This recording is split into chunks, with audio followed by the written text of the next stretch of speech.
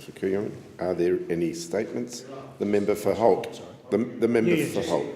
Yeah, I thought I'd do so, and apologies for jumping ahead of my colleague here, particularly given that I have a seat that's representing a seat, have been representing a seat for 18 years that is named after the Prime Minister Holt. And I was very generously invited by the Speaker to a luncheon that was held in his offices yesterday afternoon with the Holt family members and the Honourable Peter Costello and his former Press Secretary Tony Eggleton. Unfortunately, I couldn't make it. I passed on my regards and condolences to them when I saw them on the floor of the chamber when they attended yesterday, but I specifically wanted to mark the 50th anniversary of the loss of Prime Minister Holt, as I said, particularly given that I hold the seat named after him today in this place. This will be my last opportunity to do so in this manner before Parliament rises. Cheviot Beach it's a very interesting place, Deputy Speaker, and I did reflect on the passing of Prime Minister Holt some number of years ago and decided to take the walk, and it's a national park, from Port Nepean and around Portsea to the actual beach itself.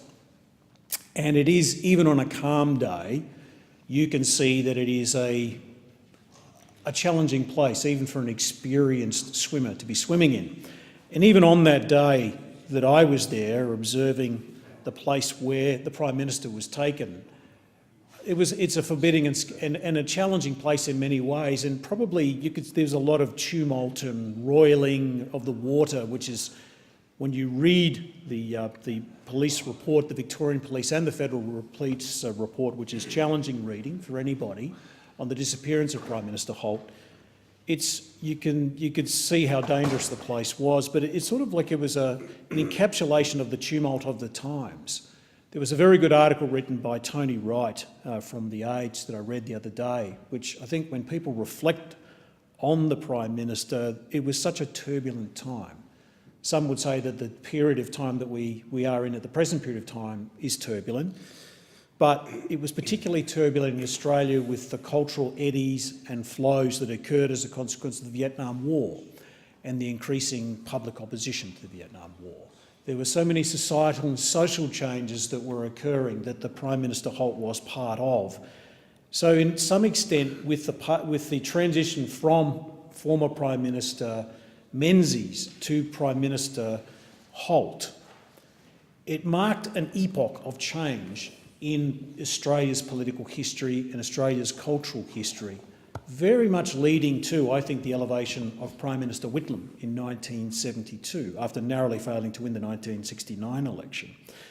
I think if anybody opened the door for someone like Gough Whitlam, it was Prime Minister Prime Minister Holt. And particularly when you read details of his political history, he was a very young man. In 1935, to be 27 when you're elected to Parliament, you read the biographies of, say, Paul Keating, for example, and how young men were treated. That's phenomenally young. 27 is not so young when you come into this place these days, but in those days, when the average age could well have been somewhere in the late 40s and early 50s, he was a very young man, obviously a man of great talent. And the fact that he was promoted to the cabinet in 1939 on the doorstep of the Second World War at age 30 says a lot about his capabilities. Obviously, when you look at his contribution that he's made, and it does have significance for the constituency of Holt, when he was Minister for Immigration between 49 and 56, he expanded the post-war immigration scheme, this is according to the National Archives, and relaxed the white Australian policy for the first time. Harold Holt was elected Deputy Leader in 1956. After the 1958 election, he replaced Arthur Fadden as Treasurer, but I just wanted to come back to the issue of that post-war immigration scheme. 42% of people in my constituency speak a language other than English. And I wonder if Harold Holt was alive today, what he would make of that with a seat made after him, given he'd done so much in his work as Minister for Immigration and as Prime Minister to make something like that possible. We in Victoria take the magnificent multicultural fabric that makes up Melbourne and Victoria, we often take it for granted. But I suspect that had Prime Minister Holt been alive today, it would have brought him great satisfaction to see an outer suburban area, not far away from the Mornington Peninsula, that you'd have such incredible diversity and cultures from all over the world living in such harmony.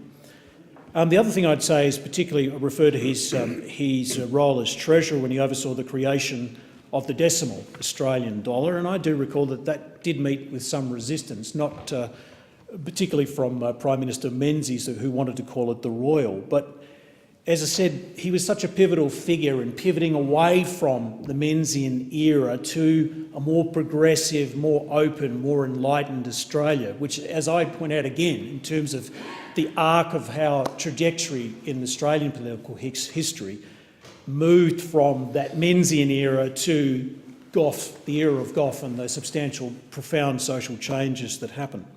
As I was talking about his dismantling of, or the gradual dismantling of the white Australian policy, which culminated in the 1967 referendum, so that the Commonwealth Parliament was empowered to legislate for Indigenous people for the first time.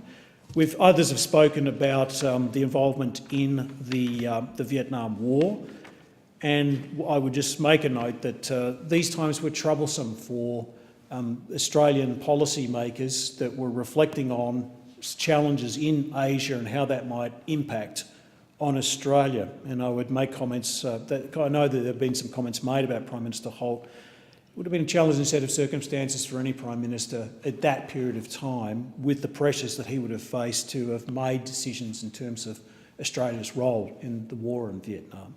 I make no comment about that. It is a great tragedy that he was lost at such a young age, 59. I'm 55 at the moment, so it's 4 years more than what I am. And we lost someone that was still effectively in the prime of his life and still had a great contribution to make to public life. So to his family, particularly those that were here yesterday, his Harold Holt's son Sam, his wife Zena, son Robert and Tony Eggleton, and particularly to Peter Costello, who is a friend of the family, I pass on my condolences, and particularly just to reassure them that on the anniversary of the passing of Prime Minister Holt, that we'll certainly be making sure that the constituency is remembered about the person and the contribution that he made, about a seat that's named after him. Thank you for your indulgence. I thank the member for Holt.